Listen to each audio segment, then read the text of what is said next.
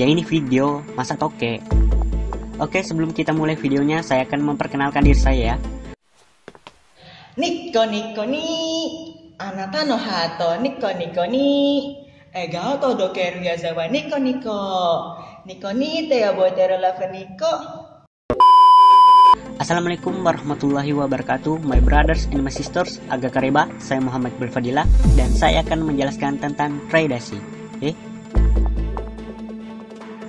Tarian Rambulo yang Tarian Rambulo merupakan tari tradisional asal Makassar, Sarawak.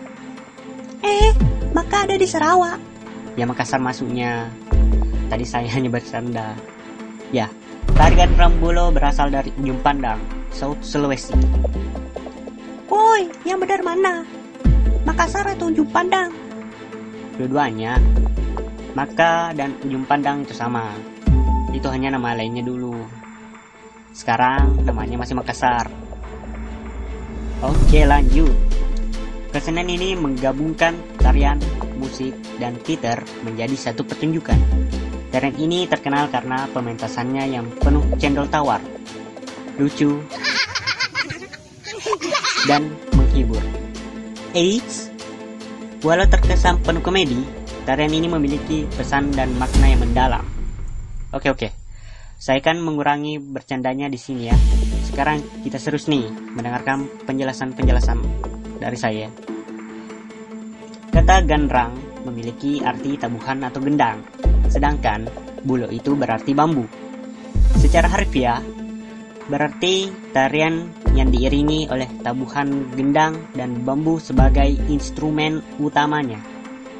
Tari ini biasanya juga disebut tari Ganrambulo Ilolo Gading. Ilolo Gading atau bola bakti itu jenis bambu yang biasanya dipakai sebagai alat musiknya. Disebut-sebut tari ini telah muncul sejak zaman raja-raja Goa. Bukan Goa yang itu bogeng, tapi Goa nama wilayah yang dekat Makassar itu. Pada masa itu disebut juga tari Ganrambulo klasik. Tari Ganrambulo klasik ya. Namun ketika penjajah mulai memasuki wilayah Sulawesi Selatan, tarian ini pun mulai berevolusi karena rakyat dibuat menderita atas berbagai tindakan sewenang-wenang, kasar dan tidak adil penjajah. Di sela-sela waktu istirahatnya, para pekerja tersebut mencoba menghibur diri dengan menyanyikan lagu-lagu jenaka. Sesekali mereka menirukan gerakan-gerakan maupun dialog-dialog tentara penjajah yang dibuat lucu, sekaligus mengejek sebagai bentuk sindiran atas ketidakadilan. Penarinya akan membuat lingkaran dan gerakan-gerakan lucu itu dilakukan secara bergantian. Munculnya tarian ini adalah bentuk perjuangan para seniman pada zaman penjajahan. Karena syarat dan bermakna sekaligus menghibur, tarian ini pun semakin berkembang dan menarik minat masyarakat luas. Di era tersebut, kesenian ini mendapat nama Ganrambulo 1942. Sebelum lanjut, istirahatkan otak dulu ya, sejenak saja, dan dengarkan lagu berikut. Aku punya lagu nih buat para om-om. Lagu apa tuh? Hidup tanpa loli bagai taman tak berbunga. Hai, begitulah kata para om pedo. Aduhai, begitulah kata para om pedo. Om suram tanpa loli.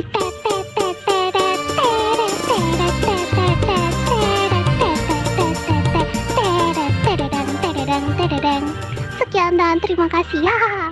Oke, lanjut. Seiring dengan berkembangnya zaman, tarian Rambulo digunakan sebagai media penyampaian kritik sosial hingga budaya.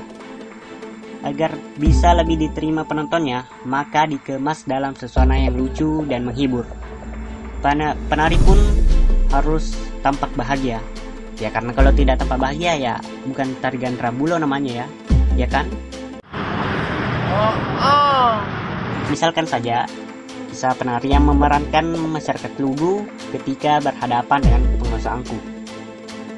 Penari harus memastikan pesannya bisa dipahami penonton, tapi tetap dapat menghibur penonton dengan lawakannya ya. Dahulu tari ini hanya dipentaskan oleh orang dewasa, namun kini bisa juga oleh anak-anak. Tren ini biasanya diselenggarakan dalam acara pernikahan, penyambutan tamu maupun acara pembukaan berskala lokal dan nasional. Karena keunikannya, tarian ini pun kerap dipentaskan di festival mancanegara. Untuk pementasan anak-anak, mereka lebih banyak menggunakan kreasi riasan dan kreasi gerakan yang lincah dan mengundang canda tawa. Tarian Rambulo dipentaskan oleh banyak orang, kisaran 14 orang penari. Tapi tidak ada formasi khusus pada tarian ini karena penari diberikan ruang improvisasi yang sangat besar. Namun, penari harus kompak dengan irama, gendang, dan kecapi. Tempo musiknya cenderung cepat dengan lagu bersyair Makassar. Lagu yang biasa mengiringi tarian ini adalah Batu Rate Mari Bulang. Namun bisa disesuaikan pula dengan segmentasi tarian. Tarian Rambulo masih lestari hingga saat kini. Bahkan telah menjadi kesenian turun-temurun. Seniman tarian Rambulo biasa kita temui di Paropo, Makassar. Daerah Paropo ini memang lekat kaitannya dengan tarian Rambulo, mengingat hanya di daerah ini jenis bambu bola bakti ini bisa ditemukan. Bambu ini merupakan jenis bambu original yang digunakan dalam pementasan tari ini. Namun sayangnya jenis bambu tersebut kini tak ditemukan lagi. Very sad time. Oke, my brothers and my sisters, mungkin hanya itu yang bisa saya jelaskan. Saya akhiri dengan ucapan Adakah Ini jalan pemilik hotel Haris kote? kayaknya. terima kasih dan sekian. Assalamualaikum warahmatullahi wabarakatuh.